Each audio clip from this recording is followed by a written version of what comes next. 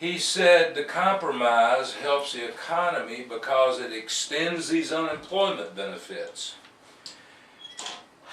Look, I feel for the plight of unemployed. I'm a good person. We're going to talk about class warfare another day. I am for helping people.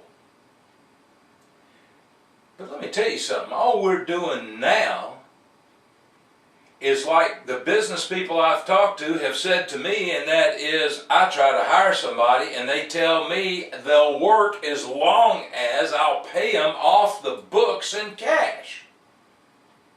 Why? Because I'll lose my unemployment benefits and I still have 45 weeks of unemployment.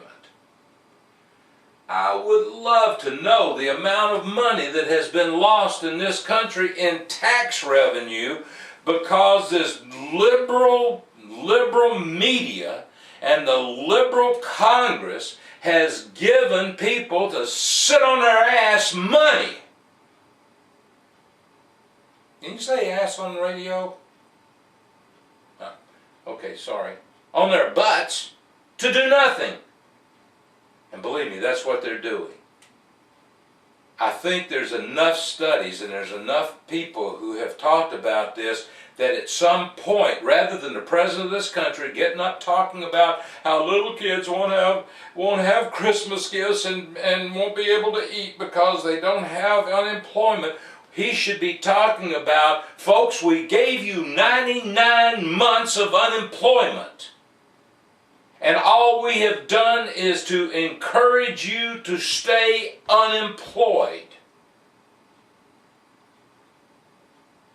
Rather than tax, let's tell somebody, get out and find a job. Oh, but wait a minute, you can't because my stimulus program was a catastrophic failure.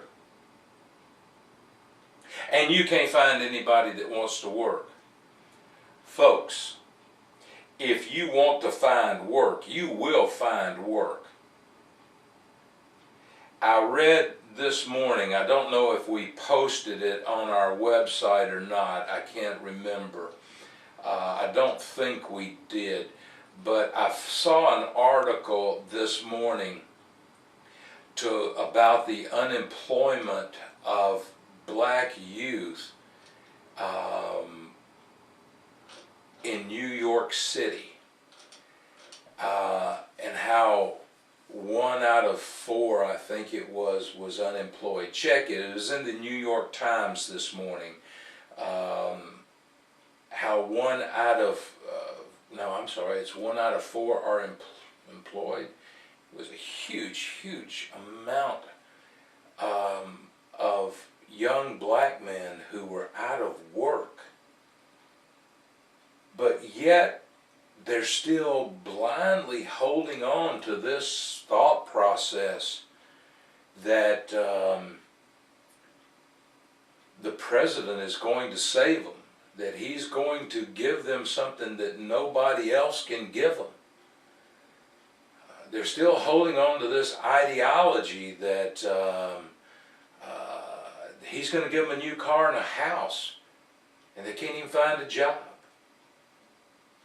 But as a guy who has worked for himself all but about 3 or 4 years of my working history, 38 years or more, I've gone out and found something to do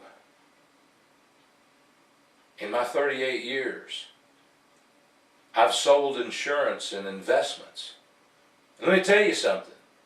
For all you bleeding heart liberals out there that are sitting back whining and crying about how all these people just cannot make a living because of the economy, try being a life insurance man in this economy.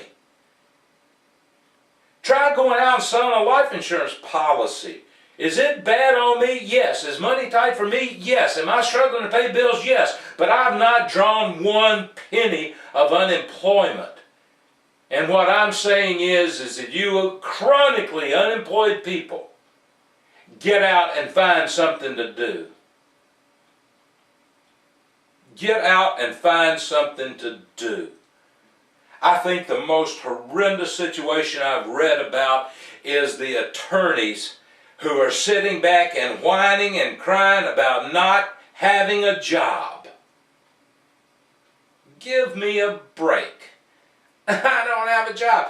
Get your butt out there, put your shingle out, and do something to let people know you've got talent to help them in whatever kind of legal matters they have. You don't have a job because you're lazy and you won't get off your butt and get out and do something. You're waiting for the world to give you a living. I am not talking about my good buddies that are attorneys. Oh yeah, they happen to be making money. We're talking about guys who sit on their butt. Again, I'm off the subject. Our good friend Mr. Summers also told us that the tax compromise would lift the economy. Reason number 3, because of the 2% payroll tax. I'm going to tell you something, Mr. Summers. I don't know what the pundits have to say about that.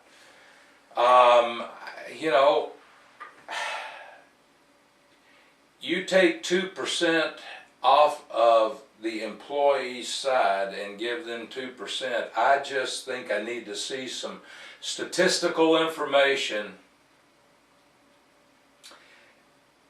that tells me that this is going to spur our economy.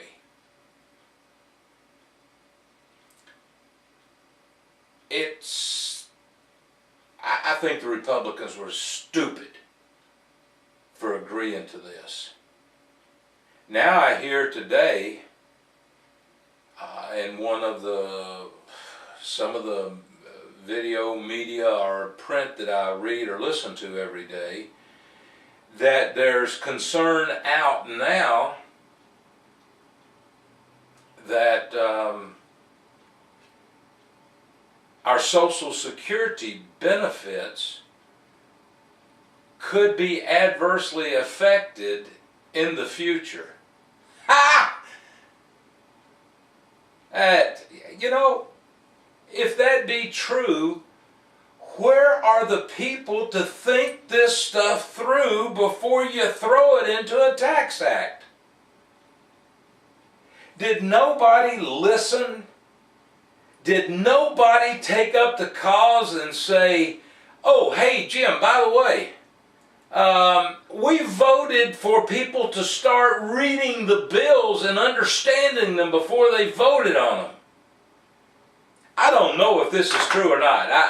My job here is to put on the website as much content and information, and we feel like in the websites, www.conservativefreedomusa.com, to put up as much content in video and audio as we possibly can.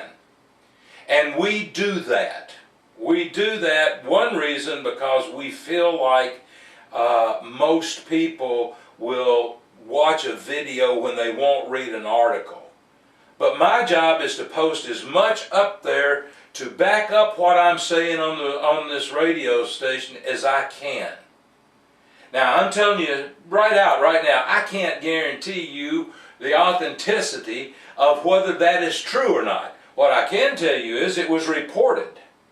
I can't tell you whether it was on a liberal or conservative station, but I can tell you this whole damn thing has been rushed to the Senate and was rushed from Obama to the Congress, and there's nobody that sat back and has looked to see what effects this bill's going to have, except for a liberal president to get his guy to say, it's good for the economy now that we've endorsed it.